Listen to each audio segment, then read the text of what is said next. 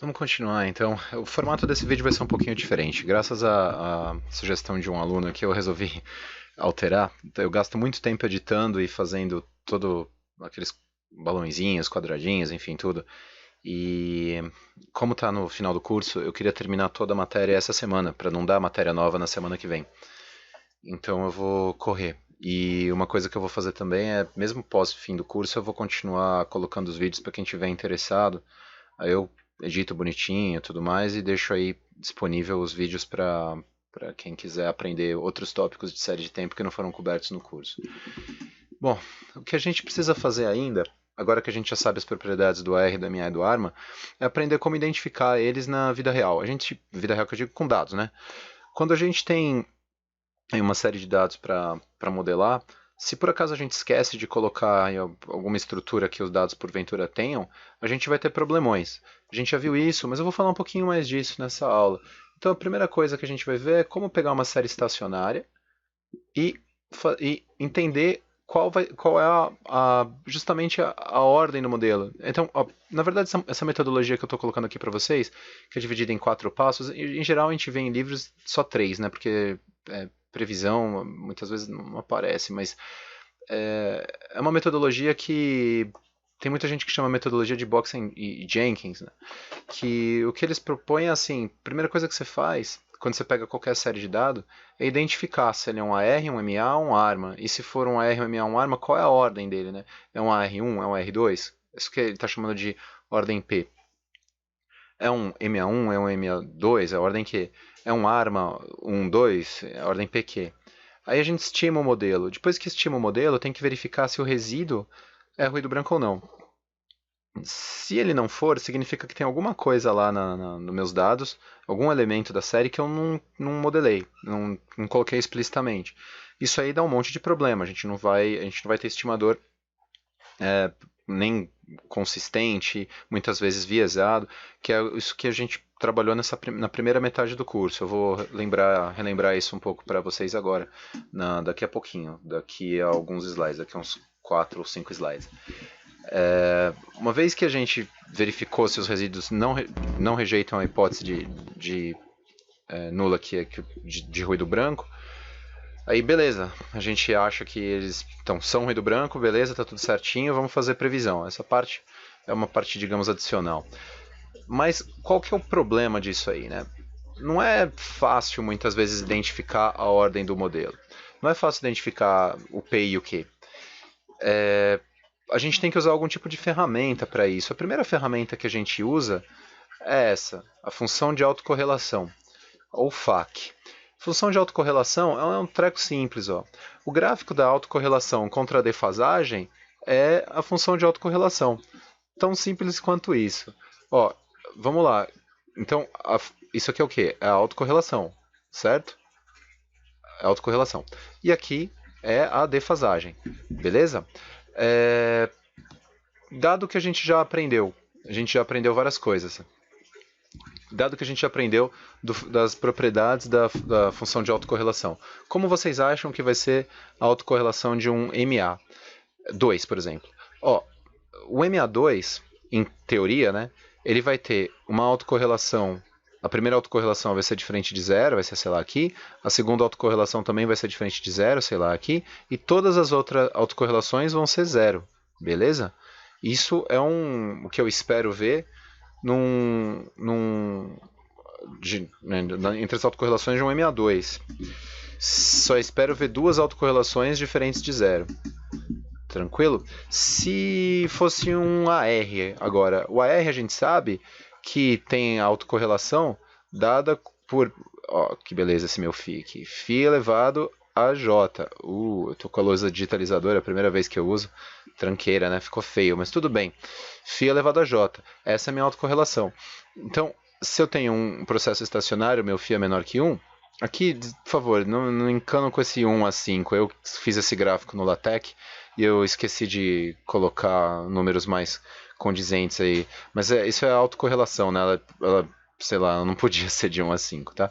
Mas esquece isso aqui, só pensa no meu RJ e no meu J, e aí isso aqui deverão ser números menores que 1. menores que 1 em módulo, né? Mas enfim, que seja. Como é a autocorrelação, então, de um AR? Pode ser R1, R2, R3. A gente sabe que como a autocorrelação é dada por isso aqui, a primeira vai ter um determinado valor, a segunda vai ter esse determinado valor menor que 1 em módulo elevado a j, vai ser um pouquinho menor, e por aí vai, e vai ter um decréscimo exponencial, conforme a gente viu. Então a autocorrelação de um AR1 vai ser, ou de um R2, de um R que seja, vai ser um negócio assim. Beleza? Então é exatamente isso que a gente vai procurar nos dados. Quando a gente baixar uma série de dados quaisquer, a gente vai, primeira coisa, plotar, né, essas séries de dados para achar a autocorrelação e ver se a gente acha algum tipo de padrão. Padrão esse que nos ajuda a identificar se a série é um AR ou um MA.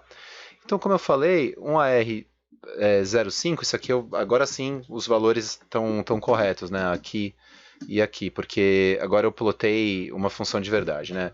Para quem não está acostumado a mexer com o ATEC, ele faz esse tipo de coisa. A gente pode escrever uma função, ele plota para a gente. Eu plotei o que aconteceria aí com um φj de 0,5 elevado a j, né? Então ele começa em 1, que é quando... O que é esse 1 aqui? É justamente o φj quando j igual a 0, né? Então, φj... tá feio esse negócio. Ctrl Z. φj, φ elevado a 0 é igual a 1, né? E daí para frente, eu vou ter os meus outros valores. Quando 0,5, aqui, quando o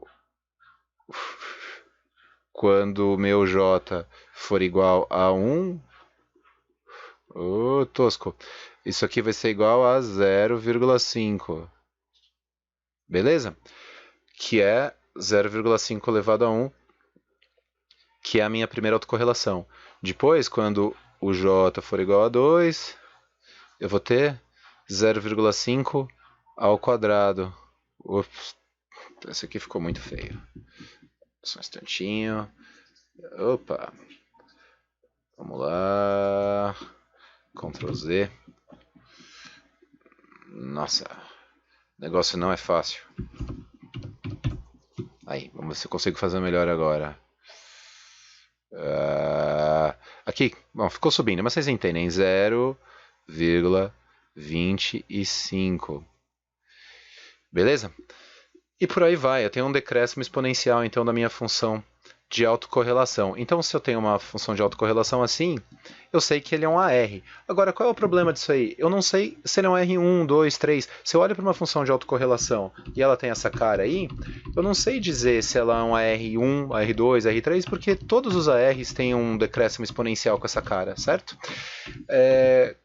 Quando é assim, eu preciso de uma outra ferramenta para tentar identificar qual vai ser a ordem do meu AR. A gente já vai falar disso, mas é importante que a gente saiba, né, as ordens dos modelos, e é importante que a gente saiba a cara das funções de autocorrelação. Para identificar a ordem de um AR, a gente lança mão de uma outra ferramenta que chama função de autocorrelação parcial.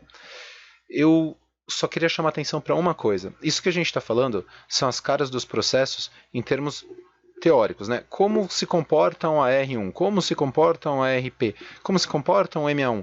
Só que na prática, quando a gente vai olhar os dados, a gente sabe que como a gente tem um processo de formação de dados que é estocástico, muitas vezes a gente vai ter, ou no caso do MA, né? Deixa eu voltar aqui.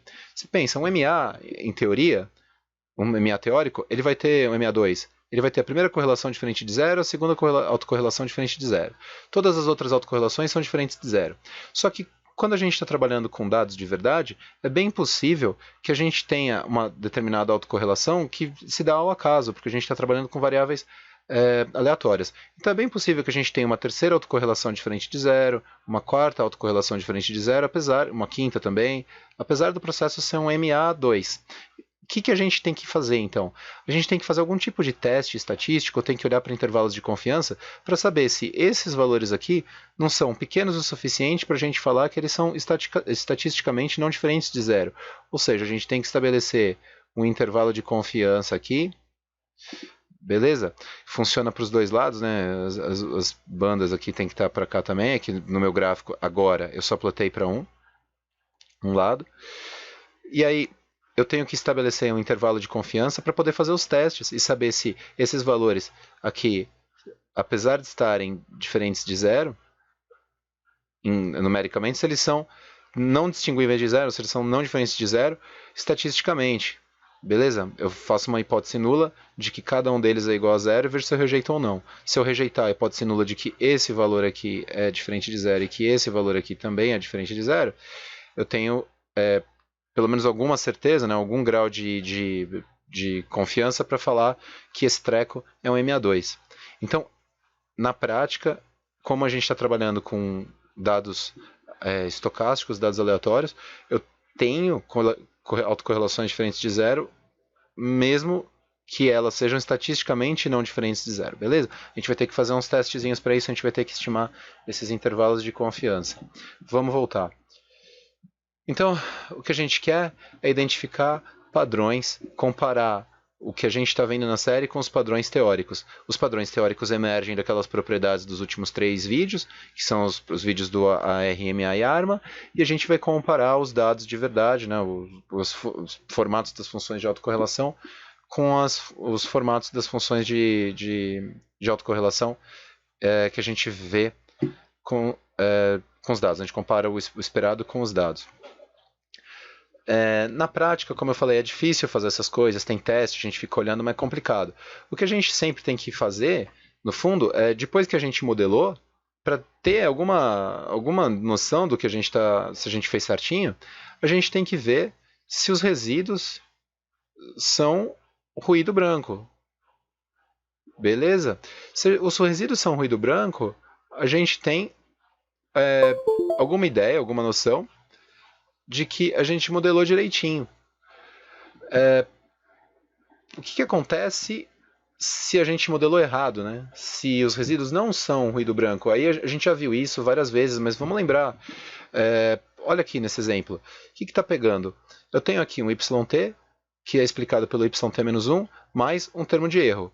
Eu acho que o modelo é esse, tá? Então eu fico achando que o modelo é esse aqui. Só que eu tinha, na verdade, um AR2, quer dizer, eu achava que o modelo era um R1, mas na prática ele é um R2. Então eu estimo um R1, apesar dele ser um R2. O que vai acontecer? Eu vou estimar esse modelo aqui, certo? Ui, peraí que eu tô falando com vocês e tá... Meu computador tá reclamando aqui, ele dá umas travadinhas. Então eu vou estimar um R1. Aqui saiu o meu... minha mesa digitalizadora está saindo. É esse o barulhinho que está fazendo no meu... Isso, voltou. Então eu estimo um R1, mas o meu processo é um R2. Então, se eu estimo um R1 e meu processo é um R2, o YT-2 vai para onde no meu R1 aqui? Ele vai para o termo de erro, certo? Se ele vai para o meu termo de erro, o meu termo de erro aqui vai ser composto por um componente aleatório e o YT-2 que eu não coloquei explicitamente nesse modelo. Qual é o problema de fazer esse negócio, né? Bom, para eu estimar por mínimos quadrados ordinários, eu tenho que ter sempre que a covariância entre o YT-1 e o termo de erro tem que ser igual a zero, certo? Não vai ser igual a zero, porque quando eu olho para o meu YT-1, ele vai ser composto por essa forma funcional aqui. Espera aí que agora o meu software aqui está salvando automaticamente o meu arquivo. É isso que eu estou fazendo. Esse formato é tipo uma live, né? E aí eu não vou editar. Então vai ficar ruim. Mas vamos lá. Aqui. Esse é meu YT-1. Tá, ficou torto, mas o que eu quero mostrar é o seguinte. O meu YT-1 que está aqui, beleza? Ele tem dentro dele o YT-2. Certo? Beleza? Porque a gente tem que o mundo, essa a nossa série de tempo é um R2. Mesmo que fosse um R1, né? O meu YT-1 teria o YT-2. Beleza? Se o meu ET aqui também tem yt-2, que é o que está acontecendo, eu vou ter necessariamente uma correlação entre esse termo, beleza? E esse termo aqui. Uma correlação, ou pelo menos uma covariância, se a relação for não linear, mas aqui a relação é linear, né? Então o que está acontecendo ó, é que a covariância entre o yt-1 e o termo de erro, ET, é diferente de zero. Então o estimador é viesado. Então a gente está ferrando com tudo se a gente usar mínimos quadrados ordinários e a gente vai estar perdendo informação importante na hora de fazer previsão e de modelar a série propriamente. Bom, então já sabemos que é importante a gente fazer uma avaliação do termo de erro, a gente precisa ter ruído branco, a gente não pode ter um erro que não seja, porque senão a gente vai ter estimadores que são viesados, a gente precisa achar a ordem correta do modelo. Nesse nosso simples exemplo, só de eu ter errado, ao invés de estimar um R2, eu tinha um R2 e me enganei, estimei um R1, ferrou tudo, nada do que eu fizer na minha estimação vai ser confiável, vou ter estimadores viesados e tudo mais, então eu preciso de uma outra ferramenta para achar a ordem do modelo, né? Descobri que é um AR, beleza, será que é um R1 ou um R2? Um jeito de ver isso é olhando para a função de autocorrelação parcial. Opa, vamos lá. Autocorrelação parcial. O que é autocorrelação parcial? É uma autocorrelação que meio que limpa a correlação implícita que tem entre as variáveis. Como assim? Vamos fazer uma série de regressões. Vamos fazer a primeira regressão desse jeito, yt sendo regredido só em yt-1. E vamos salvar esse coeficiente aqui, o coeficiente φ1. Beleza? Aí vamos fazer uma regressão. Aí quando a gente estima, né, esse coeficiente, a gente vai ter um φ1. Eu já estou melhorando, apesar de ter um puta garrancho. Chapéu. Tranquilo? A gente vai achar uma estimativa para esse φ1. Aí a gente faz uma segunda regressão colocando o yt menos 2. Esqueci de falar. O yt não é qualquer yt, né? A gente agora a gente substitui o yt por yt menos μ. A gente tira ele da média, beleza? É só para facilitar aí, para a gente poder fazer a regressão sem intercepto, né? Tem gente que... Isso é muito comum, né? Em literatura de finanças, assim, os caras escrevem direto que os dados são de min. Deu uma borrada, tá tudo em vermelho. Eu preciso trocar a cor, né? Parece que tá escrevendo. Parece aquelas coisas de filme de terror, né? Que os caras ficam escrevendo em vermelho na parede. Tá horrível. Mas vamos lá. Agora vai ficar vermelho mesmo. Na próxima eu troco de cor, põe azul, sei lá. Bom, faça uma segunda regressão, colocando o yt-2 na especificação e salvo a estimativa desse coeficiente aqui. Salvo a estimativa de φ22, que é o φ22 chapéu. Faço a mesma coisa colocando yt menos 3 e salvo o meu parâmetro estimado para o φ33, que é o φ33 chapéu. E vou fazendo isso. E aí eu faço um gráfico justamente desses meus φs de acordo com a ordem que eu estou estimando, né? Então eu vou fazer um gráfico aqui. Espera só um instantinho aqui. Tá ruim. Eu coloco aqui esses φs estimados aqui, né? E coloco lá o meu φ estimado pro meu primeiro J. Pro J igual a 1. Aí pro J igual a 2. J igual a 3. Pro meu J igual a 1, suponha que eu tenha aqui um AR2, beleza? Meu J igual a 1, eu vou ter um φJ estimado diferente de 0, ele vai estar em algum lugar. Meu J igual a 2, eu também vou ter um φ chapéu 2 estimado diferente de 0, em algum lugar aqui, sei lá onde vai estar. E aí, o meu φ chapéu 3 vai ser 0. Daqui para frente ele vai ser 0, certo? Porque se eu estou nesse meu exemplo, né, esse meu exemplo aqui, pronto, se eu estou colocando aqui um AR2, 2. Nossa senhora, que coisa horrível. Ficou minha letra. Percalços da pandemia. Então, se eu tenho um R2, eu vou ter que só o primeiro φ estimado vai ser diferente de 0, o segundo φ estimado vai ser diferente de 0. Daqui para frente, todos os φs vão ser iguais a 0, porque ele é um R2, certo? Então, Se a gente olhar em conjunto, e essa vai ser minha função de autocorrelação, correlação, peraí, autocorrelação parcial. Ah, tá ficando fora. Aí, tá. Deixa eu colocar mais para dentro, porque... Vamos lá. Mais um aqui. Isso aqui vai ser a minha função de autocorrelação parcial. Se a minha função de autocorrelação, a minha FAQ... Nossa, tá feio demais. Mas vamos lá. Se a minha FAQ, que tinha aqui o Rho e aqui o J, se a minha FAQ tem um decaimento exponencial e a minha FAQ-P é assim, eu tenho bastante evidência já, por assim pensar, que o que eu tenho é um R2. Então, de olhar só para esses dois gráficos, eu vou ter bastante evidência de que isso seja um R2. É claro que na prática, de novo, né, gente, eu vou ter que plotar um intervalo de confiança aqui em cima e embaixo, porque é bem provável que um desses coeficientes seja diferente de zero numericamente, mas não estatisticamente. Na hora de eu fazer a inferência, né, eu não rejeito a hipótese nula de que o coeficiente φ33 é igual a zero, ainda que ele seja maior que zero. Beleza? É aquilo que a gente sempre faz em econometria, né? Por isso que a gente faz inferência, certo?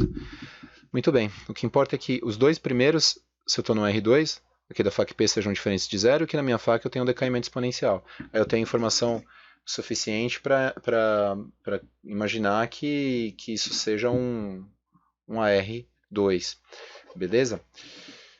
Muito bem. A gente já, agora desde o comecinho desse vídeo, a gente já está vendo aí como é que faz a FAQ e a FAQ-P de um AR. E como é que funciona para um MA e para um ARMA, né?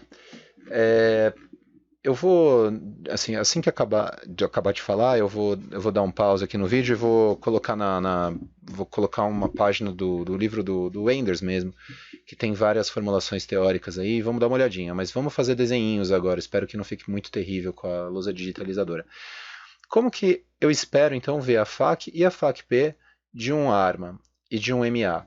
Ó, para saber isso, né, para saber como eu espero que seja, eu vou só voltar, né? Como que era a gente já falou, até já desenhei anteriormente, mas num MA, a gente sabe que a nossa FAQ esperada vai ser diferente de zero, né? Vou ter autocorrelações diferentes de zero, só até a autocorrelação que tenha a ordem idêntica à ordem do modelo, né?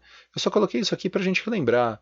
Isso aqui é o quadro resumo que eu deixei no final do vídeo de MA.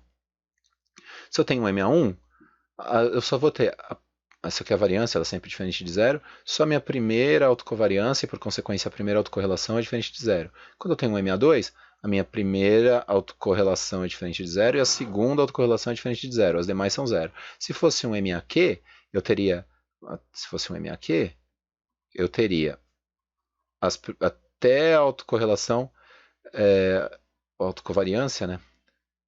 Até a autocovariância gama Q, perdão, seria diferente de zero. As demais seriam iguais a zero. Então, o meu ρ Q também seria diferente de zero. Estou aprendendo a usar esse negócio aqui. Até o... sei lá, em algum momento da minha vida eu vou conseguir usar esse trem. Pronto. Beleza. Peraí, que tá caindo. Esse negócio de live é complicado. Muito bem. Agora está salvando automaticamente. Então, o que eu espero ver na minha função de autocorrelação para um MA, né? Eu espero que a minha autocorrelação seja a minha FAQ seja daquele jeito que a gente colocou, né? Por exemplo, vamos pensar um MA1. Como é a FAQ? Eu tenho aqui é O, aqui é J. Eu tenho só a primeira autocorrelação diferente de zero. As demais são iguais a zero. Todas iguais a zero. Aí eu coloco meu intervalo de confiança aqui, né? para garantir que as demais estão dentro desse intervalo e que elas sejam iguais a zero. E agora, e a minha FAQ-P? Como é que seria a FAQ-P? FAQ-P.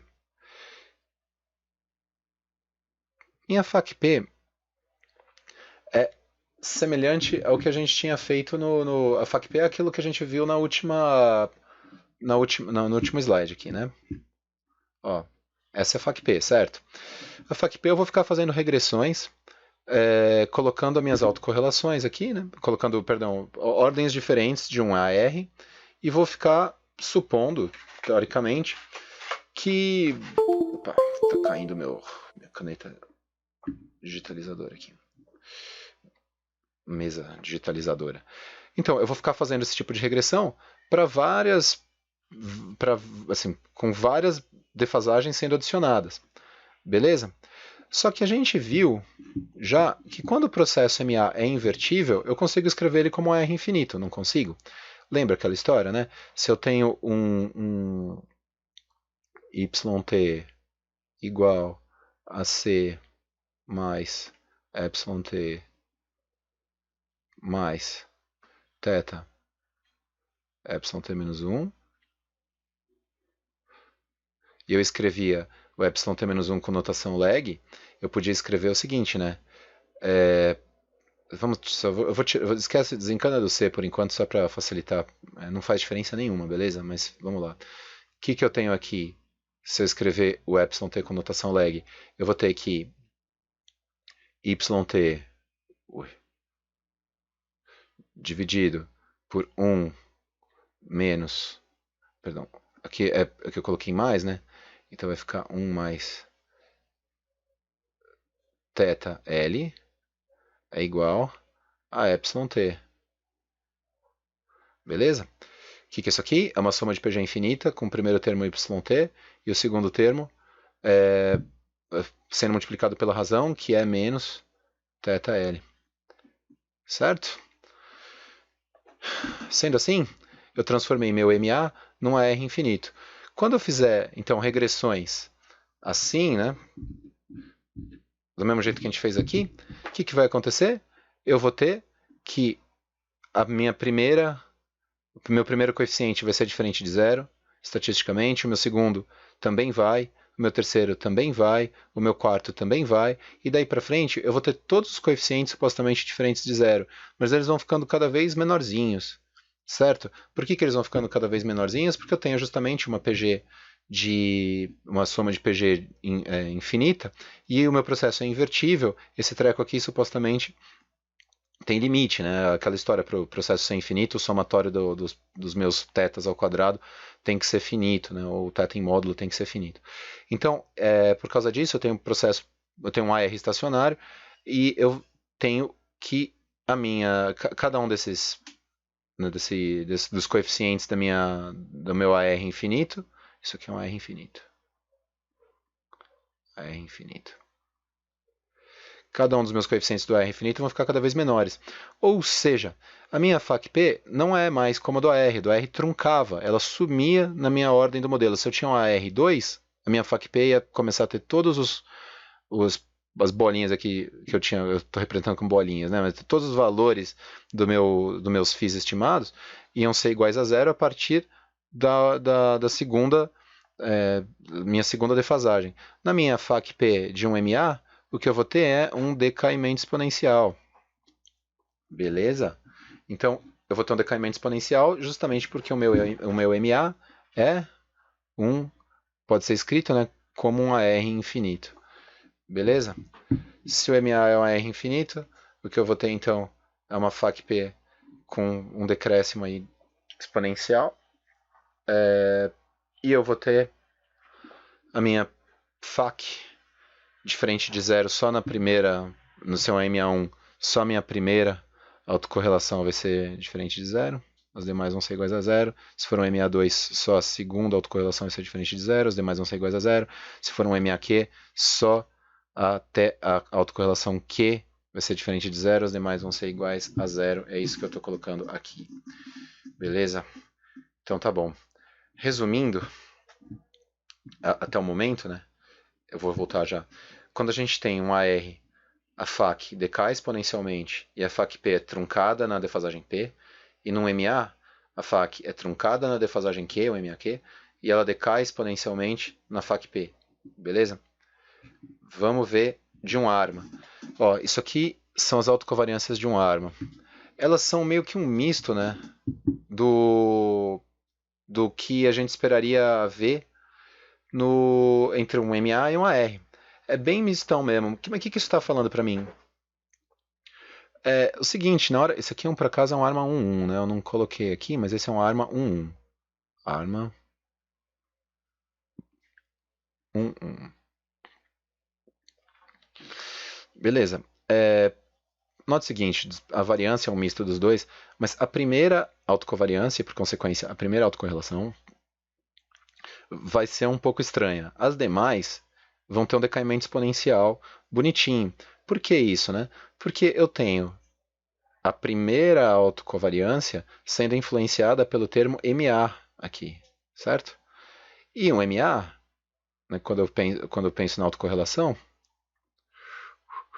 aqui Rho e aqui J, a minha primeira autocorrelação vai ser influenciada, então, pelo meu componente MA. O meu decaimento exponencial, então, ele vai começar, né, sei lá onde é que está isso aqui, o meu decaimento exponencial ele vai começar a partir da segunda, porque a partir da segunda autocorrelação,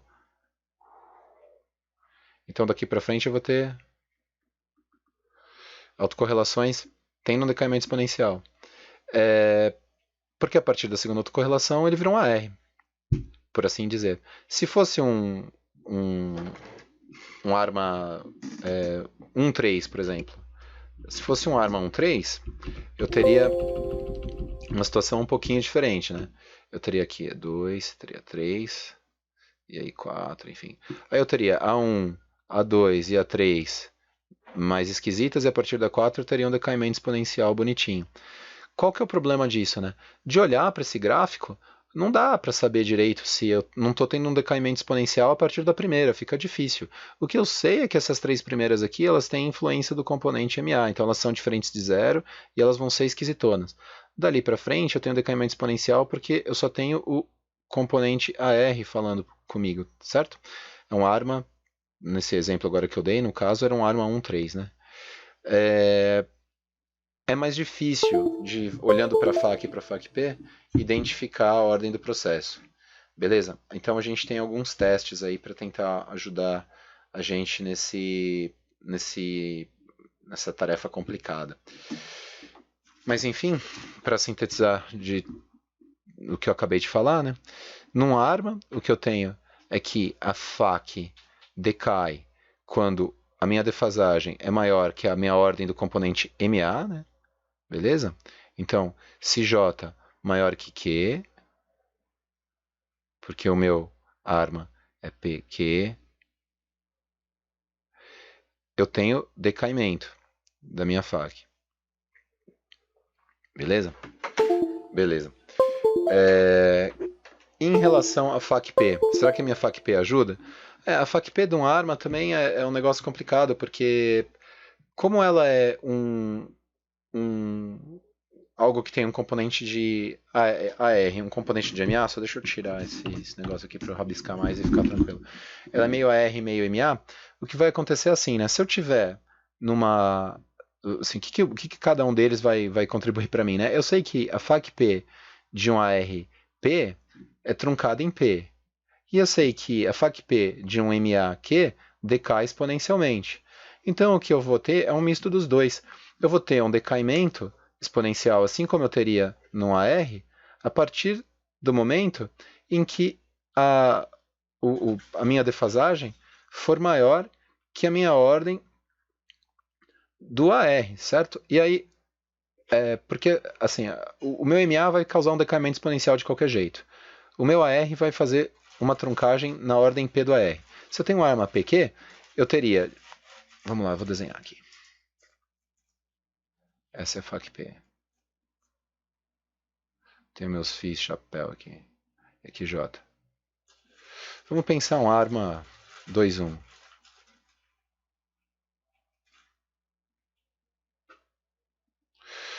Então, O que eu sei é o seguinte, minha primeira autocovariância, minha primeira autocorrelação seria diferente de zero, beleza?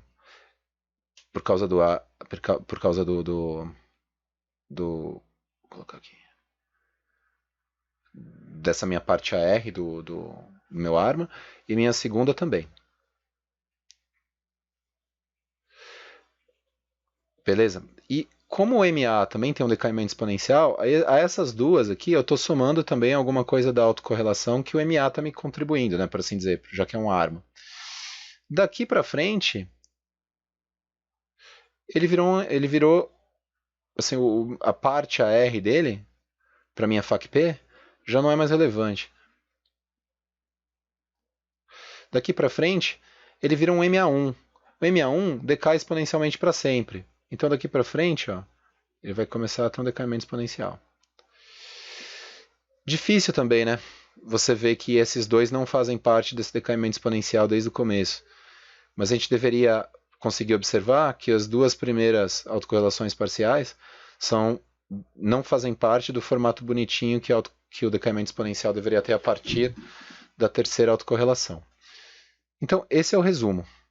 Um ARP decai, tem sua FAC decaindo exponencialmente, e a sua FAC-P é truncada na defasagem P. O MA-Q é truncado, tem a sua FAC truncada na defasagem Q, e a FAC-P decai exponencialmente. Um arma PQ decai a partir da defasagem Q, tem a FAC, né, de um arma PQ decai a partir da defasagem Q, e a FAC-P decai a partir da defasagem P, que é a do AR. Tá? É meio complicado, né? Mas a gente vai fazer também, agora eu pretendo postar na semana que vem agora só exemplos no R, da gente identificando modelos assim na prática, mas isso é difícil para todo mundo. É por isso que muitas vezes a gente estima modelos que são aperfeiçoados depois, né? É por isso que a ciência vai andando. Você olha de um jeito, depois alguém mostra que você não se preocupou com determinado detalhe e vai indo. Tá salvando aqui o meu arquivo, então vai demorar um pouquinho. Mas uma coisa que é importante que a gente já falou é assim, esses processos são processos que são teóricos, né? O que eu quero dizer com teóricos? Assim que deveriam se comportar. Mas assim como a gente já vem aí conversando, é meio conversa, é monólogo, né? Eu tô falando sozinho, mas espero que vocês estejam ouvindo. Então é uma conversa estranha. Então, do mesmo jeito que eu venho falando e vocês vêm ouvindo, o nosso modelo de verdade, quando a gente olha para os dados, ele não vai se comportar perfeitamente como a gente imaginaria que ele se comportaria caso fosse assim, um MA1, um MA2, ele não vai se comportar exatamente igual ao modelo teórico. Se você quiser brincar com isso, pega no Excel, gera duas sequências de números aleatórios normalmente distribuídas, e você vai ver que elas vão ter correlação diferente de zero. Muitas vezes, eu brinquei com isso, quase nunca, assim, nunca me deu uma correlação igual a zero. Às vezes você gera duas séries de variáveis aleatórias e a correlação delas é 0,3, sabe, 0,4, e elas são completamente aleatórias. A gente em estatística não está preocupado nesse número em particular, falar a correlação é 0,3, então a correlação não é zero.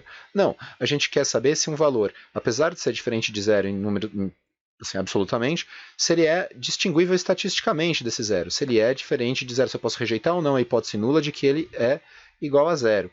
Então, com isso a gente vai definir o que significa efetivamente truncar, o que significa ir a zero no exponencialmente. Né? Para a gente conseguir gerar esses intervalos de confiança, a gente precisa saber justamente a variância e o desvio padrão dos nossos termos aqui que a gente está estimando. Né? A gente precisa calcular, né, porque no fundo a gente quer calcular a gente está calculando a autocorrelação aqui, né? A gente está olhando para a autocorrelação e a gente está olhando também para o φ chapéu estimado, no caso da FAC-P, né? Só que quando a gente olha para a nossa autocorrelação aqui, a gente quer saber qual é o desvio padrão e a variância da autocorrelação para que a gente consiga, na hora que a gente coloca o gráfico da FAC... Nossa, ficou feio. Vamos lá. Na hora que a gente... Vamos ver se eu consigo... Isso aqui é complicado, viu, gente? Vamos lá, de novo. Aqui. Tá torto, mas beleza. Na hora que eu faço a minha FAQ, aqui J, eu quero, assim, eu preciso, na verdade, ter o desvio padrão dela para conseguir estabelecer o intervalo de confiança em que eu saiba que tudo que estiver fora desse intervalo de confiança é estatisticamente diferente de zero. Você pode fazer a regra de bolso, né? A gente fala assim, se tiver 2 desvios padrão, né, para cima e para baixo aqui, a gente tem aí 95% de certeza que esse treco é diferente de zero caso ele esteja fora, né? Se eu tiver uma autocorrelação aqui, eu tenho 95% aí de confiança para dizer que esse treco é diferente de zero, que esse pontinho é diferente de zero. Então, para eu encontrar esses intervalos, eu preciso do desvio padrão da autocorrelação. Muito bom. Para eu encontrar o desvio padrão da autocorrelação, não é assim a coisa mais fácil do mundo, porque a minha autocorrelação, para ser calculada, né, a autocorrelação é a covariância dividido pela variância, né? Eu preciso de um estimador para variância, eu preciso de um estimador para média, né, o valor esperado, preciso de um estimador para o valor esperado que é a média, e para conseguir achar, né, tanto a covariância quanto a variância. Aí, de novo, né, o Box e o Jenkins, eles fizeram isso aqui, vamos lá. O Box e o Jenkins acharam uma fórmula para achar a variância disso aqui. No fundo, o que eu quero é isso aqui. Eu quero a variância de Rho, chapéu, J. Beleza? É isso que eu quero. Sendo que o Rho, chapéu, J é dado por isso aqui.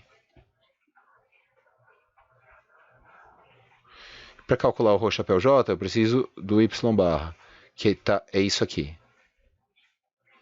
Beleza? E a variância do meu YT é dada por isso aqui. É isso.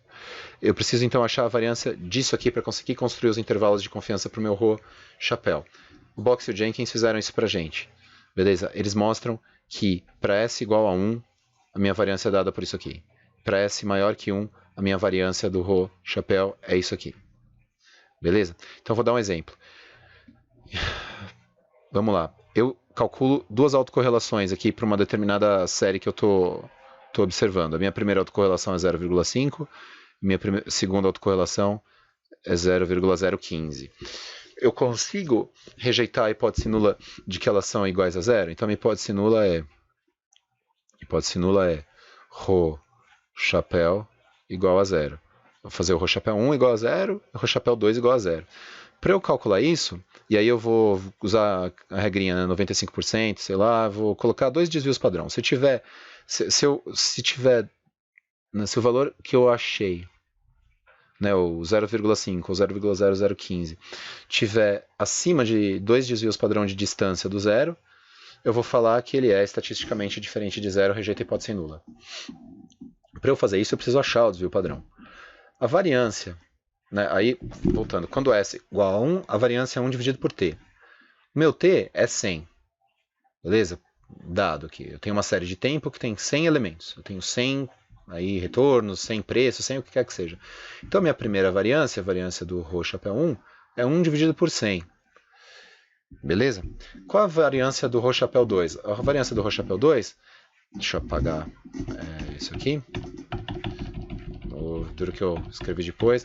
A variância do Rho chapéu 2 é dada por essa formulona aqui, né? 1 sobre T, 1 mais 2, somatório dos meus Rhos, de J até S menos 1. Então, essa é a minha formulinha aqui. Beleza? 1 dividido, tá torto, mas beleza. 1 dividido por 100, 1 mais 2, somatório das minhas autocorrelações. As minhas autocorrelações, indo ao quadrado, né?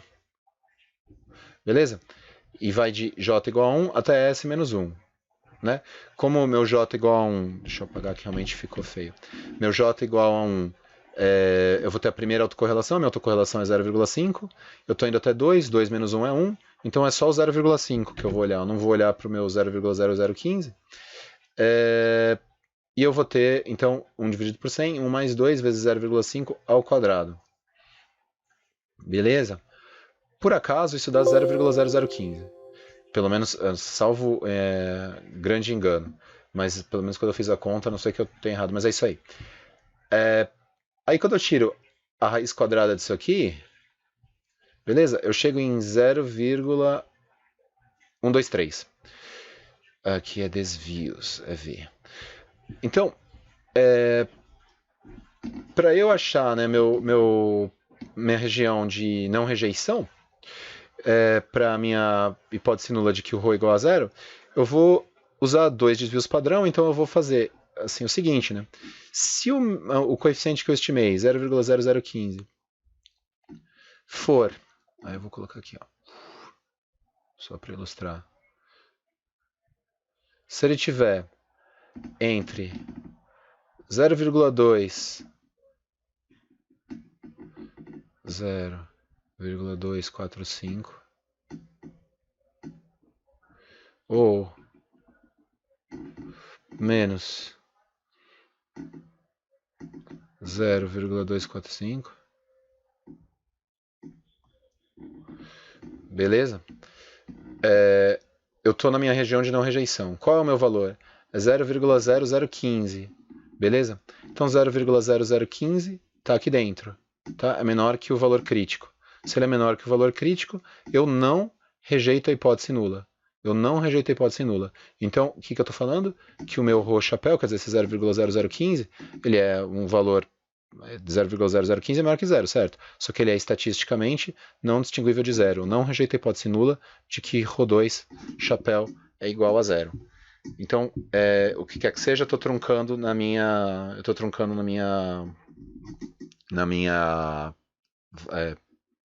meu ρ2. Quer dizer, na minha defasagem 2, a minha autocorrelação está truncada. Ela é igual a zero estatisticamente. Beleza? Beleza. Existe, é claro, né? Pode falar, pô, mas eu vou ter que confiar totalmente na minha capacidade visual para ficar vendo se um processo é a R, a R1, a R2, a RP. Não, existe uma estatística, que é a estatística do Box e Pearce, que é a estatística que todo que é software reporta essa estatística aqui pra gente. Ela tem distribuição Q quadrado. O que ela mostra pra gente? É um teste de hipótese conjunta, né? Pelo seguinte, pode acontecer que alguma autocorrelação seja diferente de zero porque, sei lá, deu sorte ou azar, né? Então eu tenho aqui,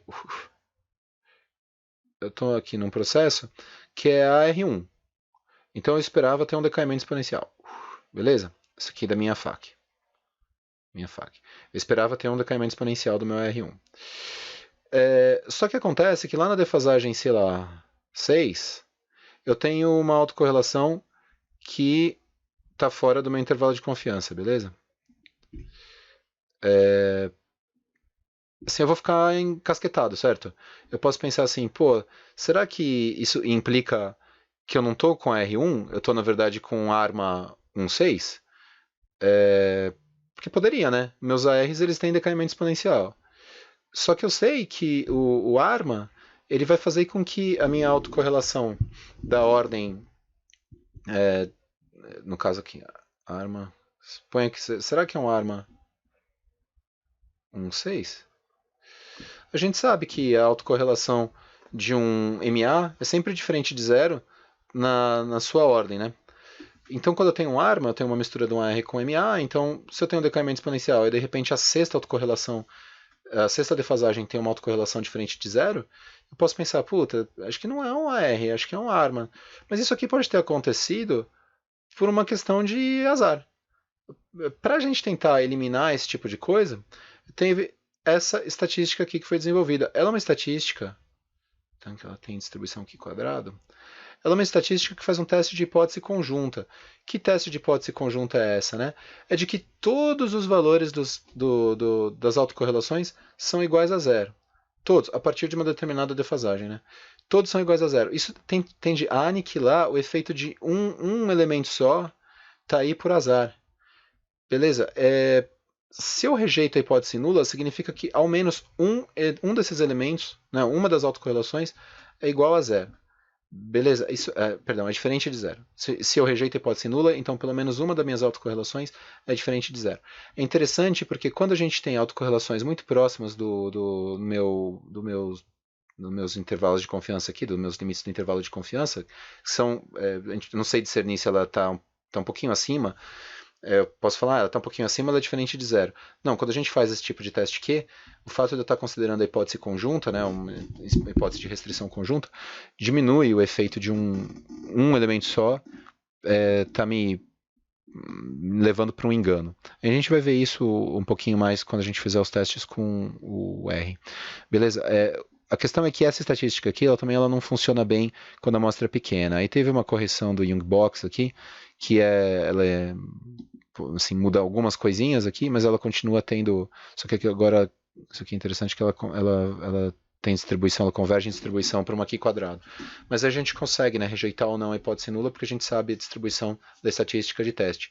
Então ela é uma estatística de teste conjunto, ela serve para ajudar a gente a ver se algum valor de autocorrelação aí que foi diferente de zero por acaso, ou se ele é efetivamente diferente de zero, e isso pode indicar para a gente um formato diferente de um processo. Beleza? Tá. Além de tudo, que é uma coisa que é importante observar também, é que assim, toda vez que a gente aumenta a ordem do modelo, né, a gente aumenta aqui o P ou aumenta o Q, a gente está reduzindo a soma dos quadrados totais. Reduzir a soma dos quadrados totais vai indicar para a gente que o modelo está melhorando, né? Só que quando a gente aumenta a ordem P ou Q, a gente aumenta a quantidade de elementos que a gente tem que estimar, certo? A gente tem um R1, um R2 vai ter um elemento a mais, né? Vai ter um outro parâmetro. Um R10 vai ter 10 parâmetros. Aí se eu coloco uma arma um 1, eu já vou ter, sei lá, eu vou aumentando sempre. Toda vez que eu aumento isso aqui, então, o P ou o Q, eu diminuo a variância, aumento a minha adequação do modelo, meu R quadrado, mas eu vou achar mas eu vou ter um problema porque eu vou diminuir os graus de liberdade. Para a gente tentar chegar num modelo mais parcimonioso, a gente tem que tentar equilibrar justamente o custo e o benefício. Qual é o custo? O custo é o número de parâmetros, beleza? E qual é o benefício? É a redução da minha variância. Então, independente da forma que eu imponha para esse custo que eu vou colocar aí pelo número de parâmetros que eu estou estimando, o que importa é que, sendo uma função com essa cara aí, eu vou escolher os modelos que me derem o menor valor, né, para essa minha relação toda, né? Eu quero um modelo que tenha uma variância menor dos termos de erro, né? A variância dos resíduos estimados eu quero que seja a menor possível, e ao mesmo tempo eu vou somar com essa punição que vai adicionar, né? Uma punição aditiva. Cada vez que eu coloco um parâmetro a mais para estimar, esse negócio aqui vai ter que mostrar para mim que o parâmetro adicional vai ter um custo para mim. Então, né, que é o número de parâmetros estimado, isso aqui é uma função de penalização pelo número de parâmetros. Tem várias formas diferentes aí. Na verdade, toda vez que eu tenho essa história do critério de informação, o que acaba mudando sempre é justamente esse termo aqui, né? O termo que indica a minha punição por eu ter colocado um parâmetro adicional. Vamos ver alguns dos critérios mais clássicos, né? Assim, eu vou ensinar 3 para vocês, critérios de informação. O primeiro critério é o critério bayesiano, BIC ou Schwartz, né, que é o critério de... todo mundo chama de BIC. Aqui é a variância do meu estimador, a variância dos resíduos do meu estimador. Aqui é o número de parâmetros estimado. E aqui é a função de penalização. O AKIC é semelhante também, eu tenho aqui a variância dos meus resíduos, aqui é o número de parâmetros, aqui é a minha função de penalização. Eu não vou entrar em detalhes de como se encontram essas funções de penalização, só saibam, né, a diferença entre um método e outro reside justamente na minha função penalização. Aqui, e aqui, né, essa aqui é o Hanna-Quinn. Ele também muda justamente a função de penalização. Eu vou tirar aqui porque não faz sentido também ficar poluindo muito o visual. Beleza, o que eu quero então é que agora a gente tem alguns comentários importantes, né? O primeiro deles, e eu vou usar esses critérios de informação, geralmente a maioria do software já calcula para mim automaticamente. e eu vou escolher o modelo que me der o menor valor para o meu critério de informação. Quer dizer, ele vai me dar a menor variância possível, né, dos resíduos com a menor penalização possível aí pelo número de parâmetros. Então a gente quer o menor valor possível dessas estatísticas. Qual é o problema, né? Pode notar que em todos os critérios de informação, né, toda vez que eu calculo diferentes, né, suponha assim que eu estou querendo comparar um arma 1.2 com um arma 2.3, né? Então, ó, vamos supor aqui, eu tô na dúvida, né? Se eu quero um arma, eu tô na dúvida se eu quero 1.2 ou o 2.3. Sei lá por que eu estou nessa dúvida, é um exemplo. Então aqui, P igual a 1, Q igual a 2. E no segundo modelo, ó, P igual a 2 e o Q igual a 3. Vai mudar alguma coisa? Vai mudar o N. Beleza, quando eu for calcular o BIC. A mesma coisa para o AIC e para o HQ. Mas o T não muda, certo? O T vai continuar sendo o mesmo. Então, por causa disso, a gente só pode comparar modelos com iguais números de observações, beleza? A gente não vai poder usar esse tipo de critério aqui, o critério de informação, para comparar modelos se eu estou usando diferentes amostras aí, ou se eu estou usando, sei lá, diferentes séries de tempo. Isso não é um critério comparativo para diferentes séries. Eu só vou poder usar, então, para comparar modelos com iguais números de observação. Deixa eu apagar isso aqui. Uma coisa que é importante também é que assim, por que eu tenho vários critérios de informação? Né? Porque cada um tem uma vantagem e uma desvantagem. Né? No caso, por exemplo, eu vou comparar o BIC com a IC. Né? O BIC ele tende a escolher modelos mais parcimoniosos. O que é isso? Ele tende a escolher modelos com P e Q menores que, por exemplo, o AIC. Só que o AIC funciona melhor em pequenas amostras. Então o AIC é mais vantajoso se o seu T for pequenininho. Isso, são exemplos, não são os únicos, tá? Tem BIC aí que tem mais vários outros critérios de informação. Mas geralmente sempre a gente reporta e, como eu falei, a maioria dos softwares reporta automaticamente para a gente fazer comparação de especificação de modelo. Beleza? Agora a gente vai ver o próximo tópico, né? Como. Aliás, agora eu vou dar um pause aqui e vou abrir uma figura do que está no próprio Enders. E aí eu vou dar uma comentada com vocês aí, espero que tenha ficado claro, mas com esses exemplos talvez ajude. Vamos ver então aqui esse gráfico, ou esses gráficos, né, que são plotagens aí de funções de autocorrelação e de autocorrelação parcial, que estão na página 61 do Enders. E vamos ver um pouco sobre o que esperar. Né? São plotagens de funções teóricas. Né? O que eu quero dizer com funções teóricas? Quer dizer que não são dados simulados. É como a função de autocorrelação e a função de autocorrelação parcial deveriam se comportar, ou deveriam ter de cara, caso o processo fosse definido por essas equações aqui. Acontece que na vida real, né, quando a gente tem aí dados aleatórios, o fato dos dados serem, o processo gerador de dados ser aleatório faz com que algumas autocorrelações sejam diferentes de zero simplesmente por acaso, certo? E por isso que a gente precisa daqueles intervalos de confiança baseado na variância da minha autocorrelação, já que a autocorrelação é uma variável estimada, né? Minha autocorrelação vai ser uma variável aleatória. Então ela tem desvio padrão e por causa disso eu preciso do intervalo de confiança para saber se ela é diferente de zero estatisticamente ou não. Vamos começar então com a função de autocorrelação de um AR1. Mas vamos ver, né? Suponha que eu não saiba que isso aqui é um AR1, eu quero descobrir. Me dão esse gráfico aqui e falam para mim que função que processo gerador de dados é esse? Bom, a minha função de autocorrelação tem um decaimento exponencial. Opa, dei uma torcida aqui. Minha função de autocorrelação tem um decaimento exponencial. Ele vai a zero exponencialmente. E a minha função de autocorrelação parcial, então vamos lá. Minha função de autocorrelação tem um decaimento exponencial. Eu acho que ela é um AR. Agora, será que ela é um R1 ou será que ela é um AR, sei lá, 2, AR3, AR4? Eu não sei dizer, a não ser que eu olhe para a função de autocorrelação parcial. Quando eu olho para a função de autocorrelação parcial, eu vejo que só a primeira defasagem é diferente de zero. Então isso aqui é um AR1. Beleza? Espero que esse 1 tenha aparecido. Eu tô na dúvida que ele... Eu não sei se ele apareceu. Deixa eu tentar... Deixa eu colocar ele um pouquinho mais pro lado. Não consigo. Então eu vou anotar embaixo. Por via das dúvidas aí, eu vou anotar embaixo. Deixa eu colocar o lápis. Galera, esse negócio não é fácil, não. Editar, adicionar texto, não. Só um instantinho, eu preciso colocar o lapisinho aqui para vocês. Anotações, lápis, para eu rabiscar esse negócio. Beleza.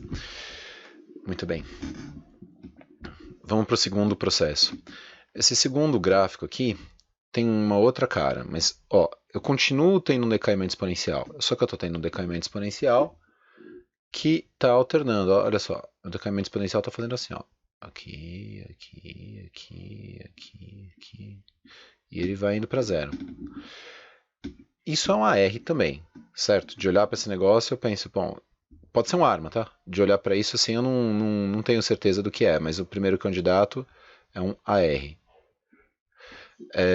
Olhe para a função de autocorrelação parcial. Quantas defasagens são diferentes de zero aqui? Só a primeira defasagem tem uma autocorrelação parcial diferente de zero. Então é um AR1. Beleza? Vamos olhar para o terceiro processo aqui. A função de autocorrelação. Isso acontece, né? Desculpa, essa aqui de cima acontece porque o meu coeficiente, né, o meu φ, é menos 0,7, certo? Ele é negativo. Então eu tenho o decaimento exponencial, só que alternando, né? Como a primeira autocorrelação é φ é menos 0,7, está aqui, menos 0,7. A segunda autocorrelação é menos 0,7 ao quadrado. A terceira, menos 0,7 ao cubo. Então vai aumentando. Vai diminuindo, né? Perdão. Vai diminuindo conforme a defasagem aumenta, mas o sinal vai trocando. Muito bem, vamos ver a função de autocorrelação aqui. A função de autocorrelação, essa terceira, está representada nesse gráfico, tem só o primeiro valor, né? A primeira defasagem tem uma autocorrelação diferente de zero.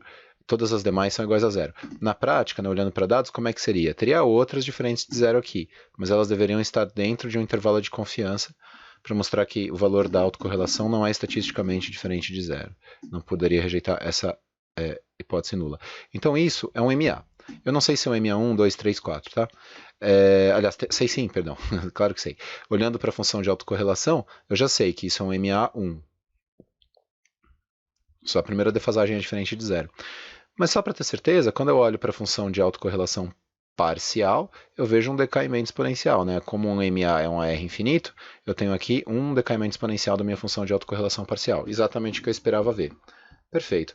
Vamos olhar esse outro processo aqui.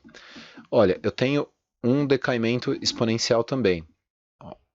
Está alternando, né? Eu tenho 3 defasagens menores que zero, 3 maiores que zero. Eu teria mais 3 menores que zero e ficaria fazendo isso até chegar em zero. Isso pode ser uma arma, mas seguramente não é um MA. Isso, eu vou chutar o primeiro aqui, eu acho que deve ser um AR. Aí eu olho para a minha função de autocorrelação parcial.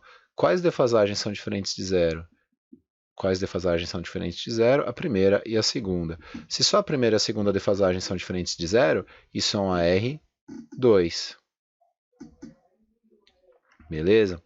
E esse aqui? Esse aqui é um pouquinho mais difícil, tá? Por que era um pouquinho mais difícil? Porque eu teria que ver que o meu decaimento exponencial está acontecendo só a partir da segunda defasagem. Eu deveria conseguir ver pelo olho que o meu decaimento exponencial está acontecendo aqui. Mas é difícil, né? Porque eu poderia muito bem pensar que o processo está começando aqui, certo? E o meu decaimento exponencial está começando a partir da primeira defasagem. Poderia. Então, o meu primeiro chute seria que isso aqui é um AR. Beleza? Então, isso aqui é um AR. Só que aí eu vou olhar para a minha função de autocorrelação parcial para ver em qual defasagem vai ocorrer a truncagem, né? Para saber a partir de, sei lá, se não é R1, 2, 3. Aí eu olho para a minha função de autocorrelação parcial e vejo o quê? Vejo um decaimento exponencial. Poxa, se tem um decaimento exponencial na função de autocorrelação parcial, é porque tem algum MA funcionando aí, certo? Então ele não é um AR, ele é uma arma. Agora, se ele é um arma 1, arma 1.2, arma 1.3, vai ficar difícil, porque eu também deveria ter sido capaz de ver que o decaimento exponencial está acontecendo a partir dessa defasagem, não a partir da primeira. Eu deveria ter sido capaz de ver no olho que tem alguma coisa aqui, né, por exemplo, a partir dessa parte aqui, que está a mais, que o decaimento exponencial começaria daqui, né? Para ficar bonitinho, deveria ter sido assim. Eu consigo ver isso de olhar? É muito difícil, certo? É muito difícil você determinar a ordem de um arma olhando para a função de autocorrelação e a função de autocorrelação parcial. Mas eu sei que ele é um arma PQ. Como é que eu faço, então? Aí não tem jeito, a gente tem que usar aquele teste Q para tentar ver se a gente descobre alguma coisa a mais de informação. Mas o que a gente geralmente faz é assim, eu vou lá e estimo um arma 1-1, sei lá. Aí eu olho os resíduos e vejo se os resíduos são ruído branco. Né? Eu estimo um arma 1-1 e vejo como são os resíduos. Se esses resíduos forem ruído branco, fechou, tá tudo bem, tá bem estimado. Se eles não forem ruído branco, quer dizer que tem alguma coisa neles que eu ainda não considerei. Aí eu mudo a ordem do processo. Aí eu posso tentar olhar de novo e ver, será que é uma arma 2-1? Aí eu vou lá, estimo e olho para os resíduos. Será que é uma arma 2-2? Aí dependendo também das outras informações que o teste Q ou que a função de autocorrelação e autocorrelação parcial me derem. De olhar para isso aqui, né, eu imagino que o decaimento aqui está muito bonitinho para ele ser uma arma com ordem maior que 1. E aqui também, né, o decaimento está muito bonitinho para ele ser uma arma com ordem maior que 1. Eu chutaria uma arma 1, só de olhar para cá. Só que é muito difícil, realmente. O ideal é a gente sempre estimar um modelo, sendo o mais parcimonioso possível, usar os critérios de informação, né, o AIC, o BIC, que eu ensinei para vocês, e o Hanaquin, o HQ, para ir vendo quais me dão o menor valor possível, né? Então eu começo com arma 1-1, vejo se o modelo tem, se os erros, os termos de erro, né, os resíduos me dão indicações de que vieram de um processo dado por um ruído branco. Se não deram, eu aumento meu P, aumento meu Q, um por vez, vou testando e vou vendo aí meus critérios de informação, vejo aí o que eu consigo descobrir. Beleza? Agora já vou falar um pouco sobre como fazer justamente esses testes para ver se os termos de erro seguem um ruído branco ou não.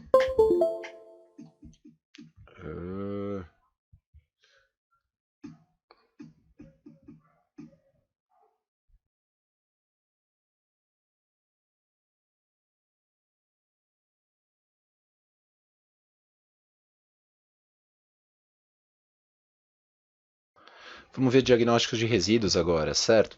Diagnóstico de resíduos é assim, depois de eu estimar o meu modelo, eu posso ter insegurança em relação a ter feito um bom trabalho, né? Aquela história, se eu estimo, eu acho que eu tenho uma arma 1, mas eu não tenho certeza que ele é uma arma 1-1. Eu vou lá, estimo e tenho que ver se o termo de erro segue um ruído branco ou não. Não dá para ter certeza, dá para testar. Eu tenho alguns testes adicionais para tentar ver esse comportamento. Eu ia dar 4 testes, mas eu acabei dando só 2, beleza? Porque para ficar mais simples. O primeiro teste é o teste de Jacques-Bera. O que ele faz? Ele é um teste de momentos. O que quer dizer isso? Né? Ele testa se os meus resíduos têm distribuição, se a distribuição amostral dos meus resíduos tem indícios de ser normal. Se ele for normalmente distribuído, se os meus resíduos tiverem distribuição normal, é legal para mim, porque se ela for normal e eu conseguir ter alguma indicação aí, porque o ruído branco ele é identicamente distribuído, independente identicamente distribuído, tem desvio padrão 0 e variância sigma 2, né? Que são características que têm a ver com uma normal, só que assim, eu precisaria que eles fossem independente e identicamente distribuídos também. Mas já é uma informação boa para mim. O que é legal da distribuição normal? A distribuição normal tem terceiro momento, que é a simetria igual a 0, e tem o quarto momento, que é curtoses, igual a 3. Certo? Eu vou testar essas duas hipóteses conjuntamente. Se, por acaso, a minha amostra, os meus resíduos, né, tiverem terceiro momento igual a 0 e o quarto momento igual a 3, ou se eu tiver indícios que seja verdade, eu não posso afirmar que ele tem distribuição normal. É interessante, né? Mas se eu rejeitar essa hipótese nula, eu posso afirmar que ela não tem. Então esse teste, o teste de Jacques-Bera, que é legal porque eles mostram que a estatística deles, né, que eu chamo de JB, tem distribuição Q quadrado, então a gente consegue achar o valor crítico e a gente vê se o valor da nossa estatística é maior ou menor que o valor crítico, a gente rejeita ou não a hipótese nula. O teste de Jacques-Bera, ele mostra, quando eu rejeito, né, a hipótese nula, quando o meu valor crítico quando o meu valor da estatística é maior que o valor crítico, em módulo, né, no caso, eu vou ter que a distribuição não é normal, porque o terceiro momento dela não é 0 e o quarto não é igual a 3. Ou um ou outro, né? É uma hipótese conjunta. Sendo assim, isso é importante. Se rejeitamos H0, a variável não tem distribuição normal. Se rejeitamos H0, a variável não tem distribuição normal, certo? No entanto, se não rejeitamos, não dá para afirmar que ela tenha. Não dá para afirmar que ela tenha distribuição. Vou baixar um pouquinho, normal. Ela pode ter outra distribuição, por acaso, com o terceiro momento 0, uma distribuição simétrica, com curtoses igual a 3. Vamos ver o próximo teste, reset. É o reset aqui, não é o Jarquibera, beleza? Vamos lá, aqui, ó. É reset. Reset. Reset. Ele é um teste interessante porque ele parte do seguinte pressuposto, né? Se eu estimei um modelo com essa cara aqui, e eu posso ter colocado variáveis explicativas, né, variáveis defasadas, né? Ele, na verdade, depende da especificação. Eu deveria poder colocar aqui um φ1 yt-1, porque supostamente está aqui dentro, né, esse φ1 yt-1, φ2 yt-2, mas depois, no livro, isso não fica tão claro, né? φ2, aliás, deixa eu deixar até mais claro. Vou chamar de φ do jeito que está no livro. Isso aqui é φ também. 1 yt-1 mais φ2 yt-2. Isso aqui é φ. Isso aqui é φ também. São dois jeitos diferentes de escrever, assim como no nosso alfabeto. Isso aqui é um A. E isso aqui também é um A. Beleza? Por isso, para diferenciar, eu até falei isso para vocês em outro vídeo. Quando você vai escrever isso em softwares tipo LaTeX, a gente chama isso aqui de φ e aqui chama de var_φ. Beleza? Então tá. Foi a digressão. Muito bem, eu tenho um modelo assim, certo? Quando eu acho o meu resíduo, né, esse aqui é o termo de erro, mas quando eu estimo o beta-chapéu, né, e quando eu encontro o beta-chapéu, todo o vetor de beta-chapéu e os φs chapéu, eu gostaria que o meu resíduo não tivesse nenhuma relação com as minhas variáveis explicativas, né? Ou seja, deixa eu apagar, isso aqui não são as variáveis explicativas, aqui são os termos, são os parâmetros, né? Eu gostaria que ele não tivesse nenhuma relação com nenhuma defasagem dos meus yt's e gostaria que ele não tivesse nenhuma relação com nenhum dos meus x, né? Supondo que no meu vetor x já não estejam todas as minhas variáveis explicativas, né? É porque aqui o xt aliás, perdão, as defasagens, né? O xt é um vetor de variáveis. Como é que eu tiro isso aqui agora? Esse negócio não é fácil não, galera. Encostei no botão errado aqui, pronto. Como é que eu tiro? Então, o xt é um vetor de variáveis contemporâneas, é isso. E aí eu posso colocar defasagens também. Então, o que esse teste sugere? Ele sugere que eu calcule os resíduos, né, os meus epsilons chapéu, e aí eu venho aqui e testo se meu epsilon chapéu é explicado de alguma forma pelas minhas variáveis explicativas contemporâneas e pelas minhas defasagens das minhas variáveis y. Eu gostaria que nenhuma variável, assim, nenhuma dessas duas, mas em particular eu não gostaria que nenhuma defasagem da minha variável explicada, o y, explicasse o meu erro, né? No caso, o resíduo. Eu não tenho como olhar o erro, eu faço teste sobre os resíduos. Ou seja, eu vou testar a hipótese conjunta de que todos os meus φs são iguais a zero. Assim, o meu termo de erro não tem estrutura, que é isso que eu queria desde o começo. Eu queria mostrar que o meu termo de erro não tem estrutura.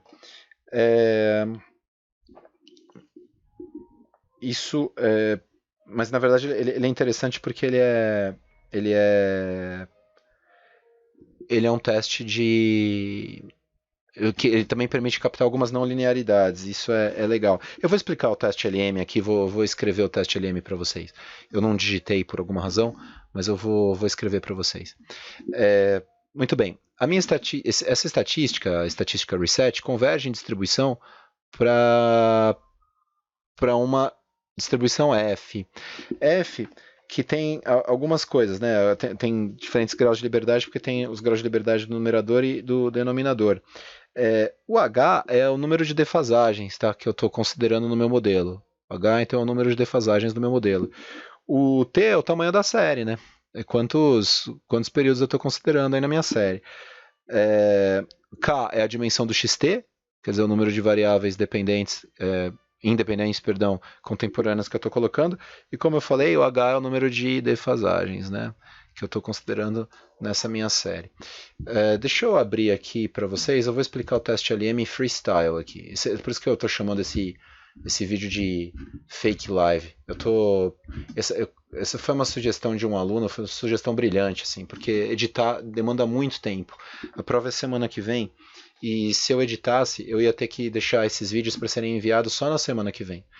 E eu posso, fazendo isso que eu estou fazendo, deixar a semana que vem para só ficar enviando exemplo no R, porque a prova vai ser supostamente de exemplos no R, né? Então por que eu não pensei nisso antes, né? Eu me sinto um cara meio burrico. Mas tudo bem. Deixa eu escrever aqui mesmo. Eu estava abrindo aqui o whiteboard. O whiteboard é legal, mas vamos aqui mesmo. Esquece isso aqui. Eu vou explicar para vocês agora outro teste de diagnóstico de resíduos, chamado teste LM. Teste LM. Beleza? O que é o teste LM? O teste LM é o teste de Broich-Godfrey, tá? Ele é um teste que serve para ver se tem estrutura nos erros, também usando os resíduos estimados, parecido com o que a gente fez agora. A gente, né, pega um modelo qualquer, a gente calcula o nosso... sei lá, pega um modelo assim, pega um modelo YT é igual a φ0 mais φ1 yt-1, por exemplo, né? Então R1 mais yt, beleza? Eu vou lá e calculo estimo meu φ chapéu 1, certo? E com ele eu consigo encontrar, tá feio, né, isso aqui, mas é o que dá. Com ele eu consigo encontrar o meu epsilon chapéu t, certo? Eu consigo encontrar um termo de resíduo para cada período do tempo. O que esse teste faz, né? Ele escreve a seguinte regressão. A gente faz a seguinte regressão. A gente faz uma regressão do meu resíduo, ó, epsilon t chapéu, como função dos outros resíduos. O que eu estou vendo aqui? Eu estou vendo se o resíduo não depende dos outros. Eu estou tentando ver se, de certa forma, se ele não tem nenhuma estrutura temporal. Ó, T-1. Estou vendo no fundo se o resíduo é um tipo de AR, né? Mais beta 2, epsilon t menos 2, chapéu, mais aí um monte de defasagem, mais beta h, epsilon t menos h. Isso aqui é um epsilon, tá feio, né? Menos h, mais um termo de erro, né? Eu faço essa regressão aqui. Espero que dê para entender, né? Tá parecendo letra de criança de tipo pré-escola, né? Mas enfim, aí o que eu vou testar, né? Qual que vai ser a minha hipótese nula? Que todos esses betas, os betas que eu vou calcular, né? Esses betas aqui, todos os betas do modelo populacional, por assim dizer, mas eu vou usar essa regressão, então eu vou deixar os beta chapéu, mas as nossas hipóteses nulas e alternativas são feitas em relação ao beta, abre aspas, populacional, fecha aspas. Então, eu vou ver se todos esses betas são em conjunto iguais a zero. Qual que é a hipótese alternativa? Um deles não é. Beleza? Então, H0 é que todos os betas são... H0 é que todos os betas, beta 1 é igual a beta 2, que é igual a todos os betas, até beta H, e eles são todos iguais. Vamos lá, são todos iguais a zero. Se um deles não for igual a zero, eu já rejeito a hipótese nula. E esse teste, que é o, como eu falei, o teste LM, ele tem distribuição que converge, né, uma distribuição converge em distribuição para uma aqui quadrado, beleza? Com h graus de liberdade. Então o teste LM também depende de quantas variáveis aí, quantas defasagens eu vou estar considerando. Esqueci do chapéu aqui. Quantas defasagens eu vou estar considerando para o meu erro. Qual o tamanho da estrutura de erro que eu vou ter. Então ele é de certa forma semelhante ao reset, né? Mas assim, em ideia. Eu estou tentando ver se meu termo de erro tem estrutura ou não. Beleza? Aqui eu estou tentando ver se meu termo de erro, que é o meu resíduo, depende do passado ou não. Tá feio, galera, tá feio, beleza. Lamento, mas esse é o teste LM, então são 3 testes, beleza? Vamos ver agora, agora que eu já expliquei essas coisas, vamos ver previsão. Eu vou deixar para outro vídeo a previsão, beleza? Obrigado.